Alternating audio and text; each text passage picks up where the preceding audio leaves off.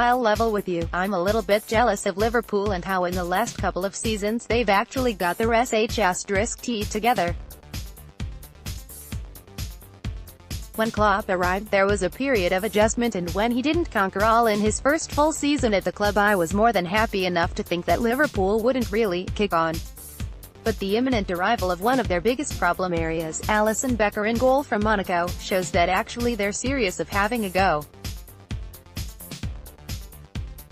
Of course, this sort of stuff always happens in football, and when there's no actual football being played, it's easy to look at the transfer dealings of another club and get a little jealous of their moves.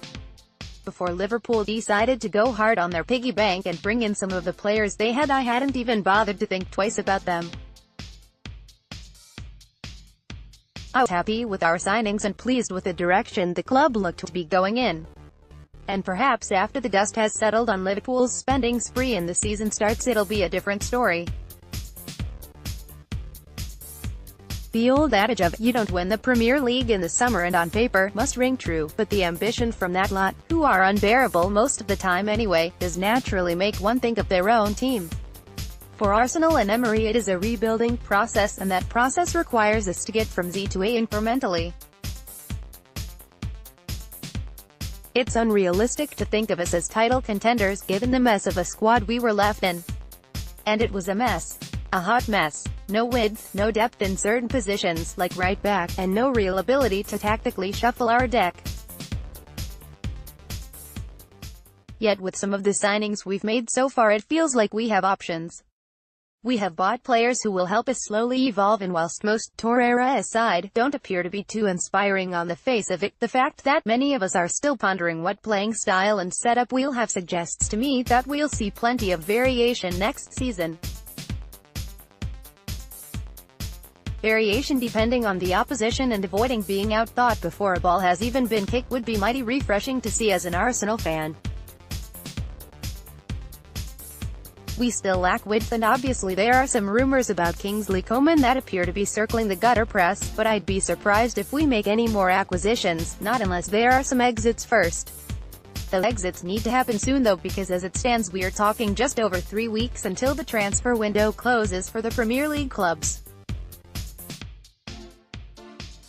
That's a delightful state of affairs and will ensure we know where we're at in terms of a squad a lot quicker than the utterly ludicrous situation we'd found ourselves in during seasons past.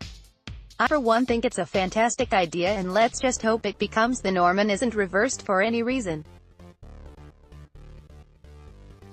The other news that came out yesterday is that Kelechi Nwakali has joined Porto on loan with an option to buy. I would say it's a strange one because he's never really been given a chance at Arsenal, and so many are questioning what the point in signing him in the first place is. But I wrote about these sort of deals a couple of years back because my theory is that for a club like Arsenal these sort of transfers are low risk. Arsenal pick up a young player for next to nothing, he builds a reputation because he's at Arsenal, goes out on a few loans, then Arsenal sell on for a few million quid, whilst inserting a percentage sell-on clause and then getting a bit of cash if the player succeeds. It's a way of still having an impact on players, and if Nwakali makes it in Portugal and in 2 years' time is the next big thing, I'd be shocked if Arsenal didn't have a fixed fee first option on the player. The youth setup at big clubs then becomes a bit of a side earner for the club, so even if some players never get near the first team you can still make money out of them, and you can also potentially have a signing for cheaper than their going rate if you've got the right clauses in. Chelsea have been doing it for a few years now, although I suspect they haven't added in the buybacks because they've seen Salah and De Bruyne turn into world beaters and just watched. Anyway, that's that for another day, methinks. Arsenal played Crawley in a behind-closed-doors friendly yesterday and won 9-0. It means little given the opponents, but let's all not get too carried away, because we won't win the Premier League by scoring 8 against our opponents each week.